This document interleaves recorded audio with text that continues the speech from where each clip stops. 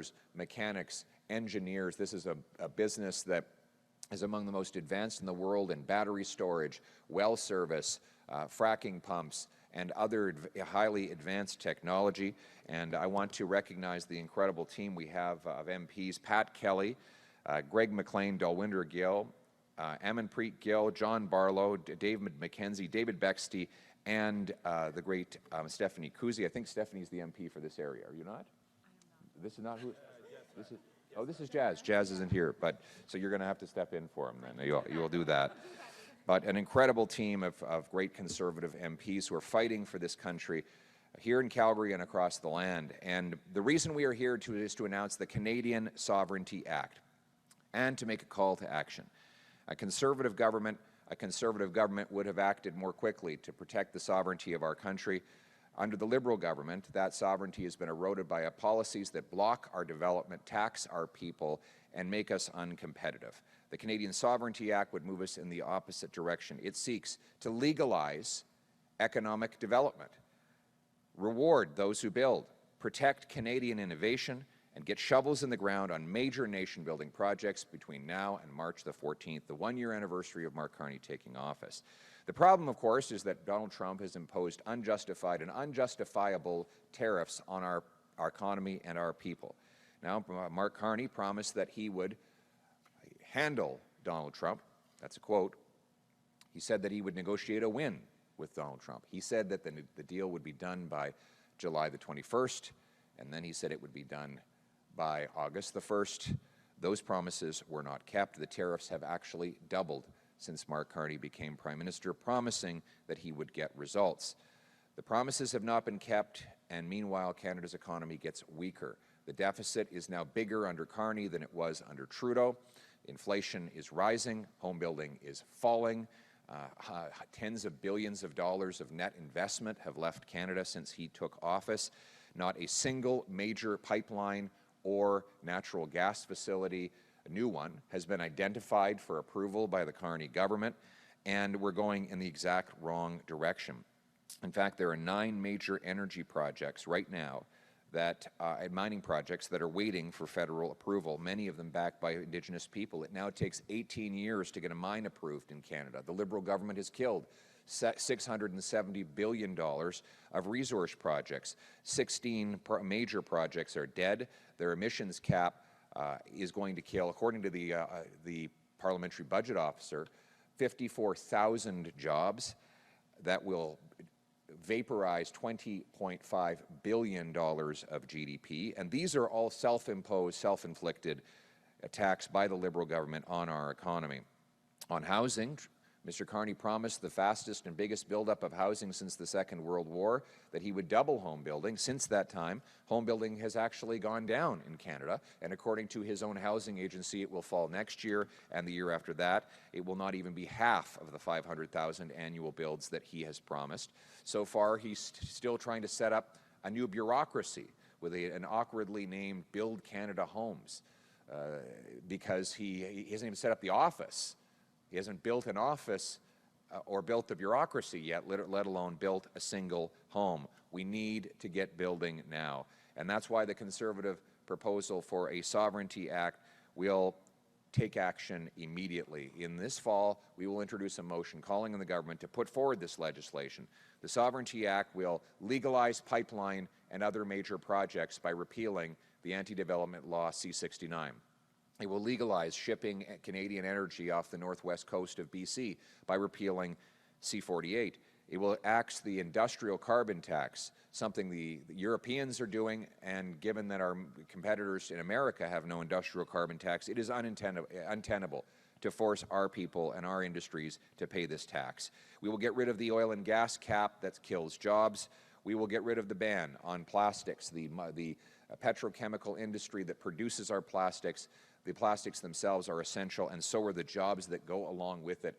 This, by the way, this plastics ban is not about, it's just saving your straw. It's about saving you about $400 or $500 a year in food that would otherwise go bad because it would not have plastic to preserve it.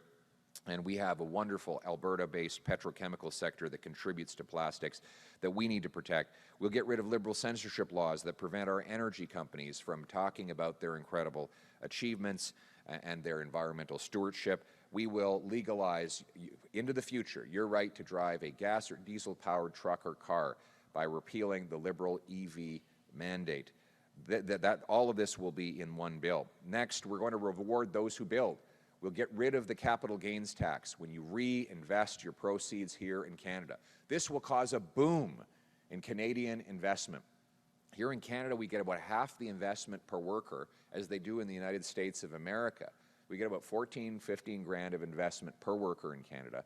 In the States, it's 28 grand, both measured in US dollars.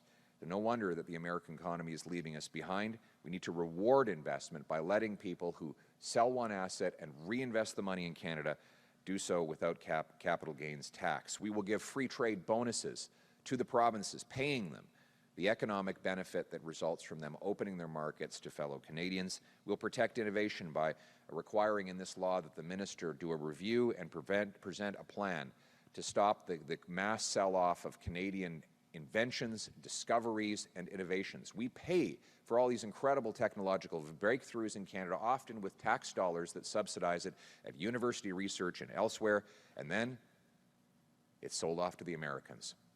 And we become dependent on them for the technology that we ourselves invented. Finally, outside of the bill, we are making a call to action.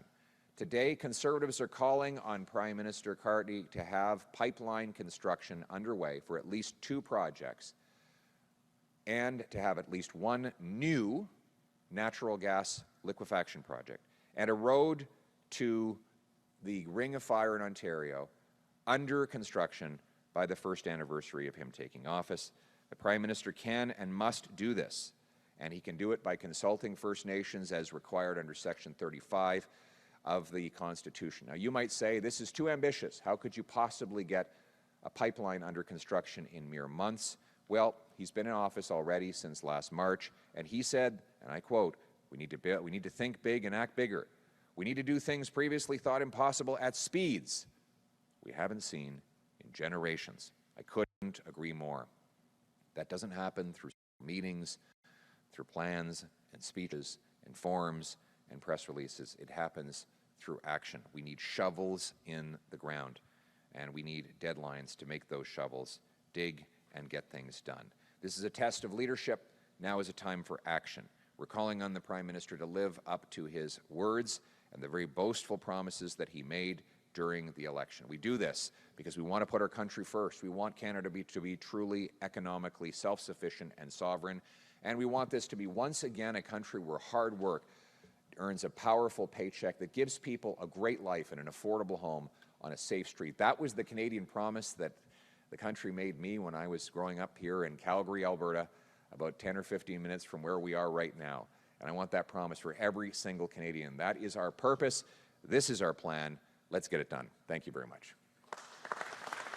Thank you. We'll now take questions from the floor. Oh, you're holding it. Okay. G'day, Emma Graney with the Globe and Mail. Thank you. Question here, when you're talking about getting pipelines built, there are no projects being proposed right now. There's none on the table. BC has already said, hey, we don't really want a new oil pipeline. How do you overcome those kinds of hurdles? And just on the tariff question, which counter tariffs do you reckon should be removed? Thank you very much. I think there's 3 questions there. Yeah. First 2, that's okay. It was well executed, a hat trick. Let's start with the chicken and egg problem. So this is, the opponents of pipelines are using this very cleverly. They're saying, well, we can't change the rules to allow a pipeline because there's no pipeline proposed. That's because the rules don't allow pipelines to get built. So you have, for example, C-69 that, according to the Pipeline Association, means you'll never get one approved. Then you have the energy cap, which means that Alberta will never be able to produce enough oil to put in a new pipeline. And then you have the shipping ban that prevents that oil from going anywhere. And then, you know, the NDP and Liberals say, well, nobody wants to build a pipeline, so we can't approve one. Well, of course, nobody wants to build anything in Canada because the law makes it impossible. So that's why the Canadian Sovereignty Act will legalize building pipelines, producing energy, and putting it on ships. And when you do that, you will have pipeline construction like you do all around the world. I'm just looking at these incredible projects that have been done in other countries around the world. You've got the Eemshaven LNG terminal in the Netherlands. Went from plan to completion in 6 months. The gas grid LNG terminal in Finland, agreement signed in May of 2022, started construction in August of 2022. That's 2 months later. The Wilhelmshaven, Germany project that was announced, this is an import terminal for LNG, announced in March 2022, completed in December 2022. This is how things get done everywhere else in the world. Here in Canada, nothing gets done because Liberals ban things from getting done. We're proposing to legalize fast energy production, construction, and exportation, and that is why we need this bill. So we can do it. Let's get rid of this chicken and egg distraction that the Liberals have imposed. As for Mr. Eby opposing him, and with the greatest respect, I have nothing against him personally. I think he's a nice guy, but one man can't block a project. British Columbians want a pipeline, Albertans want a pipeline, Canadians want a pipeline. We can't wait till everybody's on side. I mean, there's some people out there who don't think Elvis is dead. We can't get everybody to agree on any basic fact, even the basic fact that we need a pipeline. So you're going to need national leadership, and yeah, that means that some people are going to protest, maybe chain themselves to a tree, but we have to push through that if we're ever going to get anything done. As for the tariffs, the counter tariffs should be, as I said, and I think Mr. Carney has copied my language on this, we need to narrowly target our counter tariffs at things that maximize the impact on the Americans while minimizing impact on Canadians, to put the pressure on our American counterparts to remove the tariffs so that we can restore a true free trading relationship with them once again. Thank you. Marseille. Oh, geez. Everybody here is going to be, they just had to suffer through my very lengthy answer, but je vais le faire en français. Encore, le numéro 1, on dit qu'on ne peut pas bâtir il n'y a pas d'entreprise qui propose des pipelines au Canada. Puis, c'est vrai, c'est parce que les lois interdisent les projets de pipelines. Donc, si on interdit les projets, il ne va pas y avoir des entreprises qui proposent ces projets.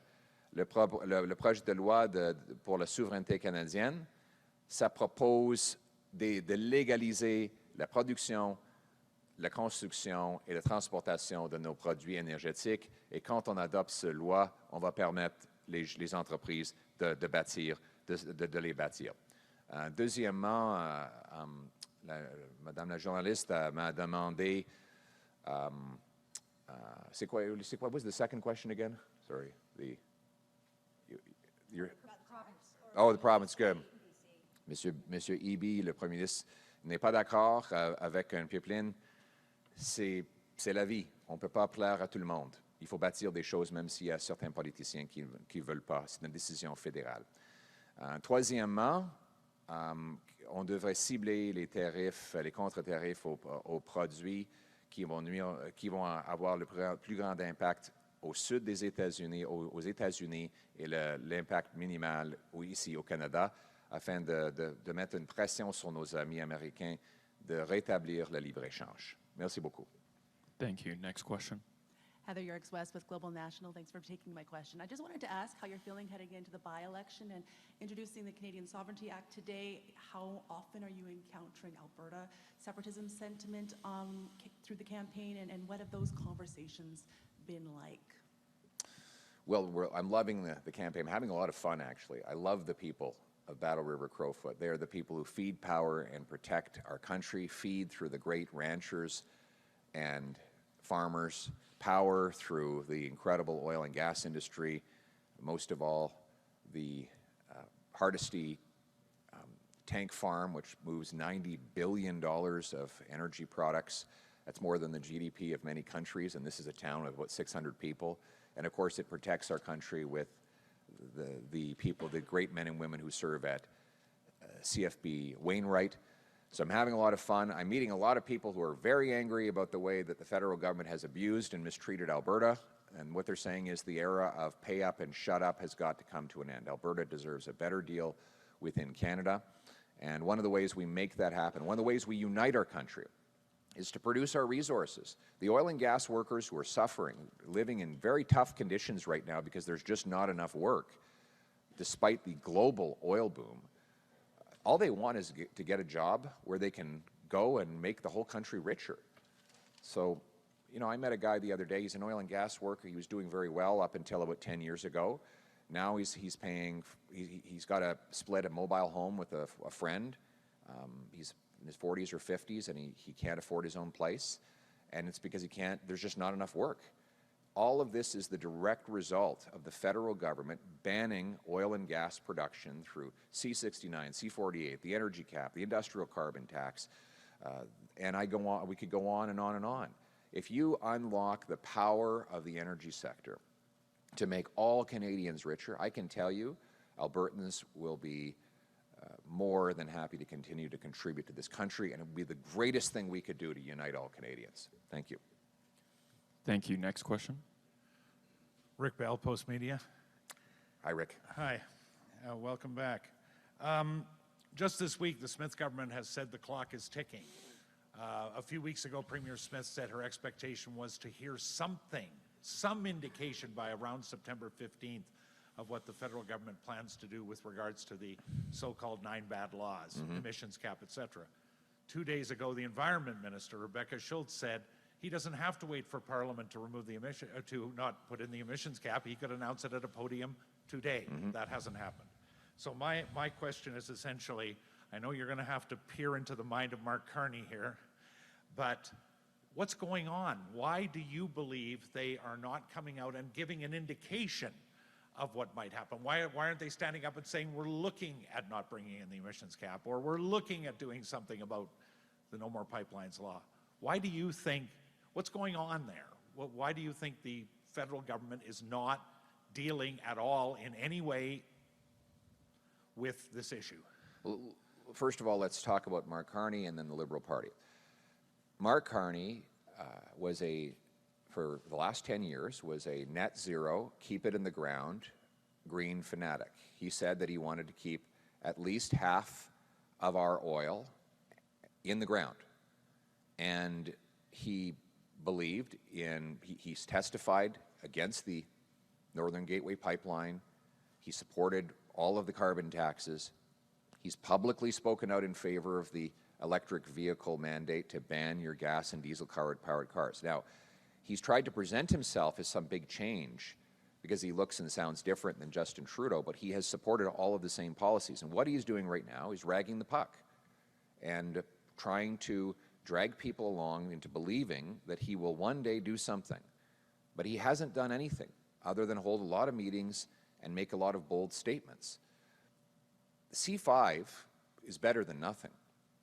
But it won't do anything for the energy sector here unless you also get rid of the nasty 9 laws that Danielle Smith is asking us to end. Like I said earlier, you cannot build an oil pipeline, even if the pipeline itself were approved, if the government is capping the production to prevent oil from going into the pipe, or if the government continues to ban shipping the oil when it comes out of the pipe. So it's not enough to just pass one law that gives himself the power to cherry-pick projects. What you actually have to do is get rid of the nasty 9 anti-development laws, and that's what the Canadian Sovereignty Act will do. It will legalize fast development of major projects in hydroelectricity, oil, gas, nuclear, and more, so that we can become self-sufficient and sovereign. Thank you. Thank you. Next question. Good morning, Josh McLean, CBC News. If you don't mind responding in English and French, please. Yes, sir. Should Canada continue to remove some counter tariffs on American products, and how would you get a deal that didn't include tariffs? Well, before I talk about our position, I just remind you that Mark Carney has broken his promise on this. He said that he would do dollar-for-dollar tariffs during the election while he was simultaneously lifting those tariffs, and he has made concession after concession to President Trump. He's been bending over backwards for the president and so far has gotten nothing in return. We think that the counter tariff should be narrowly targeted on the things that will have the most impact on the Americans and the least impact on Canadians. We do this by targeting things that we don't need, can make ourselves, or can buy elsewhere.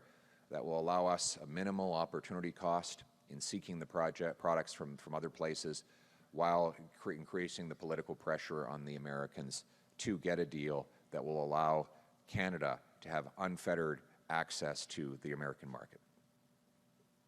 En français. Ah oui. Merci beaucoup. M. Carney a promis dollar pour dollar dans les élections lorsqu'il était en train d'éliminer ces tarifs. Il a fait une concession après l'autre à Donald Trump afin de plaire au président. Il n'a pas eu une seule victoire de l'autre direction. Nous, les conservateurs, proposons des tarifs, des contre-tarifs qui sont très bien ciblés aux produits qui vont maximiser l'impact sur les Américains lorsqu'on minimise les impacts sur les Canadiens.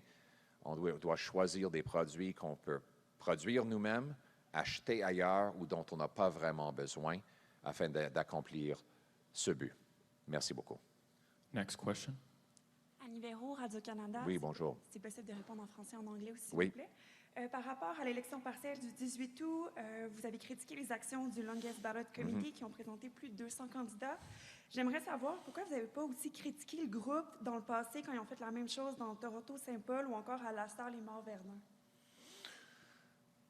Honnêtement, je n'étais pas vraiment au courant de ce processus à ce temps-là. Ils m'ont ciblé dans 2 comtés différents maintenant. C'est bizarre. On ne sait pas pourquoi. Je pense que j'étais le seul chef ciblé dans les élections passées. Mais moi, je crois que n'importe qui devrait pouvoir se présenter s'ils veulent vraiment faire partie de la démocratie. Mais les faux candidats qui ne visent même pas à gagner et qui ne font même pas la campagne ne devraient pas pouvoir inonder le scrutin en ajoutant 200 noms. Il y a une solution qui est très simple, c'est d'obliger les gens, chaque candidat, d'avoir leur propre signature unique afin de montrer l'appui qu'ils ont personnellement et d'avoir leur propre agent financier. C'est comme ça qu'on va pouvoir éliminer cette approche qui, moi je crois, qui est irresponsable. Okay, thank you. Oh, you want it in English? Okay. Look, I didn't know a lot about this longest ballot thing when it was happening. I don't think it happened very much, but it happened some years ago in some other riding. But they've targeted me in 2 different ridings now. And the reality is I don't have a problem with anyone who wants to run for office, even if they're not known or not wealthy. They should be able to put their name on the ballot if they truly want to run. But that's not what these people are doing. They're adding their names even though they're not campaigning. They don't expect to win.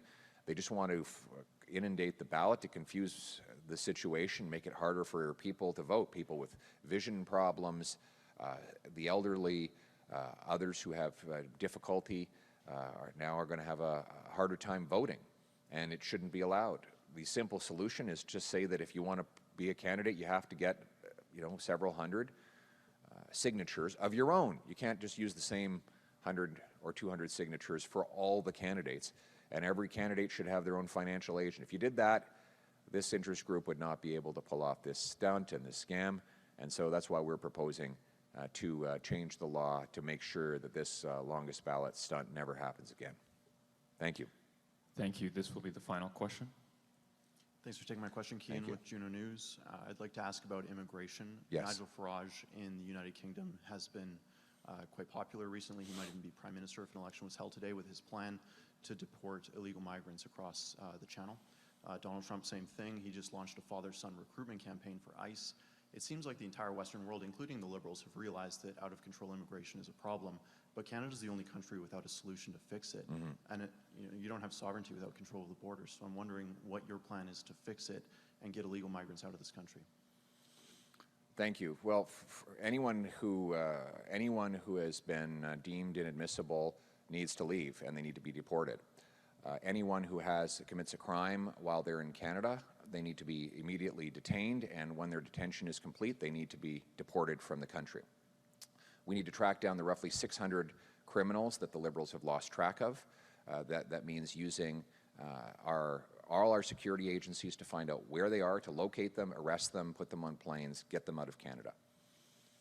We need to make it clear that anyone who commits a hate crime or an act of violence against an identifiable group should be, that is not a citizen and not a permanent resident, needs to be deported from this country. We need to get rid of the incentives for people to come here that are not real refugees. So we need a review of all the benefits that go to people who come as asylum claimants to make sure they're not getting more benefits than Canadian taxpayers get. And those that arrive last should be, their cases should be treated first so that they know that they'll be leaving quickly. That will get the message back to the country of origin that if you come to Canada and you're not a real refugee, your case will be heard in a few weeks and you'll be back in your own country. That would, right now, there's the opposite incentive. People who are not real refugees come into Canada and they say, well, even if I'm rejected, I'll have 7 or 8 years of appeal, during which time they get all kinds of benefits. If we was very clear that the benefits wouldn't be there, that they would be sent back within a couple of weeks, they wouldn't come in the first place. We need to secure our borders to stop the crossings. And more broadly on immigration, we need to bring way down the numbers of international students, of temporary foreign workers, that are flooding our markets with low-wage labor. The big corporations love it because they can drive down wages for Canadian youth who are facing unprecedented unemployment. The temporary foreign worker program was not meant to drive down wages. It was meant to fill jobs that Canadians could not or would not do, particularly in agriculture. Now it's just become a full-purpose thing that Starbucks or anyone else can use to drive wages down. If they're having a hard time getting Canadian youth working, what they need to do is raise wages. So we need to cut back on the temporary foreign worker program. And finally, the overall number needs to go down. Over the next several years, we actually need more people leaving than coming. That's net negative migration. And so that's what I've said. We've got these millions of people whose visas are going to come up. When their visas run out, they're not eligible to stay. They need to be told to leave, and if they don't leave, then obviously they need to be deported, and that will allow us our housing, health care, and jobs to catch up with the number of people in our country. Thank you. Thank you. That concludes this presentation. All right. Thank you, guys.